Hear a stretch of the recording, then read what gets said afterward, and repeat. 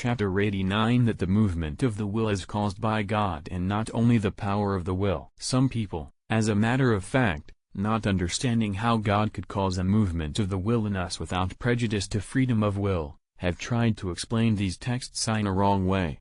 That is, they would say that God causes willing and accomplishing within us in the sense that he causes in us the power of willing, but not in such a way that he makes us will this or that.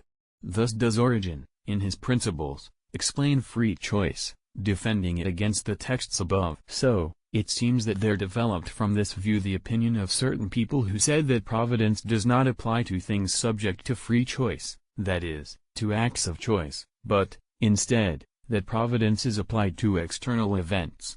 For he who chooses to attain or accomplish something, such as to make a building or to become rich, is not always able to reach this end. Thus, the results of our actions are not subject to free choice, but are controlled by providence. To these people, of course, opposition is offered quite plainly by the texts from sacred scripture.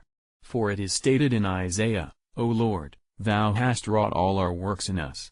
So, we receive not only the power of willing from God, but also the operation. Again, this statement of Solomon, wherever he wishes, he turns it shows that divine causality is not only extended to the power of the will but also to its act. Besides, God not only gives powers to things but, beyond that, no thing can act by its own power unless it acts through his power, as we showed above.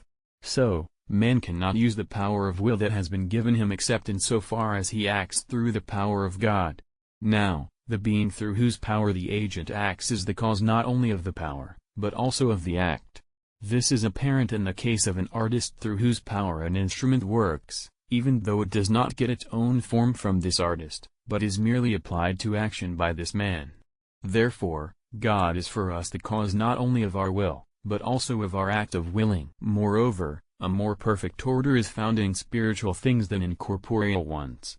Among bodies, however, every motion is caused by the first motion. Therefore, among spiritual things, also, every movement of the will must be caused by the first will, which is the will of God. Furthermore, we showed somewhat earlier that God is the cause of every action and that he operates in every agent. Therefore, he is the cause of the movements of the will. Besides, an argument that is pertinent is offered by Aristotle, in Book 8 of the Eudemian Ethics, as follows. There must be a cause for the fact that a person understands, deliberates, chooses, and wills, for every new event must have some cause. But, if its cause is another act of deliberation, and another act of will preceding it, then, since one cannot go on to infinity in these acts, one must reach something that is first. Now, a first of this type must be something that is better than reason.